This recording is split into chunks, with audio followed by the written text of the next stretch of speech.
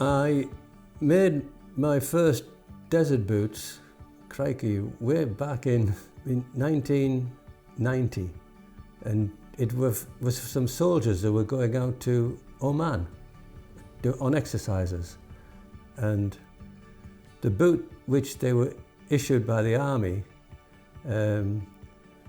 it never changed since the Second World War, and it was very uncomfortable. And so I made a desert boot. And at the time, it always seemed strange to me that a Yorkshire boot making company making desert boots. I mean, I've been all over Yorkshire and I've not really found a desert yet, so I'm still looking for it. If you come across the Yorkshire desert anywhere, let me know about it. This is about boot care, not about the boot making. And the care of suede is different. And I have to say, I never realised quite how important it was to look after a suede boot until the soldiers were coming back from Iraq and Afghan and the earlier conflict in Kuwait. And the ambient temperature was so high that the boots were drying very quickly. Even though you put them in the shade, you put them out of the way, it was 40 degrees in the shade. And so if a boot had got wet with sweat or moisture or anything, then it was drying quickly, and because it dried so quickly, it was going hard. Not only was it going hard, the boot would shrink, it would get smaller. I've seen lads come back or send boots to us which started off as a size 9, and by the time we saw them and they'd been in the heat, they were going towards a size 7.5. Now, so strange as it may seem in a desert, drying boots out is the key thing, and drying them out slowly. So the boots can be wet in many ways. You can get condensation, you can get sweat, you can get moisture comes in all forms. And normally it'll be inside the boot, it won't be outside, but it will be in there. So, drying out. Well, first of all, remove the footbed, okay? But leave it in the boot, because again, we don't want the footbed drying too quickly. Leave it in the boot. So, remove the footbeds from both boots. And when I've been away in hot places trying the boots out, I've been to Oman as well, and I've been a few of the hot places, and I wear my desert boots. I have a shemag, and normally it would just be to put the shemag around the boots. And if you've got a canteen of water, I know it sounds a bit, pour a bit of water over it and dampen it all down a bit. And what you're doing when you're doing that is you really will slow down the rate of evaporation of the moisture that's in the boots. However, leave the top open with the footbeds out. I haven't done that one, but the same thing, footbed out. Leave the top open and let the boots have a little bit of ventilation. But on the surface, keep the boots like that, so that now if this is moist, then boots will be a long time drying out, and you can put them in a shaded place, and now they won't dry too quickly, even though the ambient temperature is high. So that's the first thing, is to do that. About an hour or so before you're ready to start wearing the boots again, remove the old shemag, take that away and fold it up ready for the next day. On suede boots we use, it's called leather bock,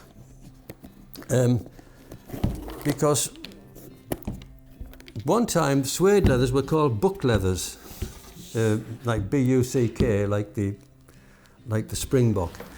So now the boot is dried out as little as you want it to. It's not a problem if that boot is still a little bit damp. It's in fact probably more of a good thing than a bad thing. So now we move towards doing the boot care. Before we do that, always feel inside your boot to see if there's any grit or anything in there which has gone in, because now's the time to get that out. Look at the reverse side of your footbed to see if there's any grit on it, and just bang the boot to loosen it. And if I pour it, let's have a look. Yep, there's some bits of grit in there. So those bits of grit, get them out. It's something people often forget, and yet those bits of grit can get into the lining and can damage the lining in the boot. So now what we have here is the Suede Bootcare kit, and what you get with the Suede Bootcare kit is you get the bag and the instructions, and you get this strange looking thing, which is it's like a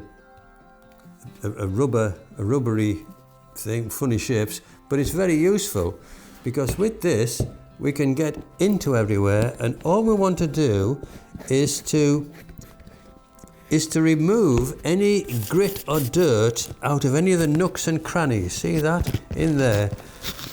The problem you can get with desert boots is in sand, that the sand can get into these areas, particularly this back area, in between there. If I'm looking at it, I can see a bit in there now, and if you just get in there, don't rub it hard, just enough to get it out, and this little brush has brass in the middle, just get in there and what you're doing is just trying to make sure that remove any marks from the boot, but at the same time any little bits of sand or fine powder remaining in any of the seams, just brush them out the best you can. Right, and that's fine like that now. Now the second brush we have, it's this one. This is just a brass bristle brush, and this suede finish, it's called the nap.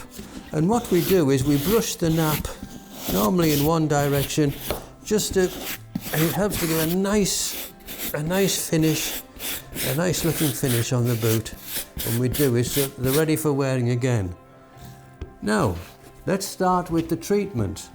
The treatment is, I would normally just put the boot on top of the bag there, just so that underneath it doesn't, the spray we're going to use doesn't get carried underneath.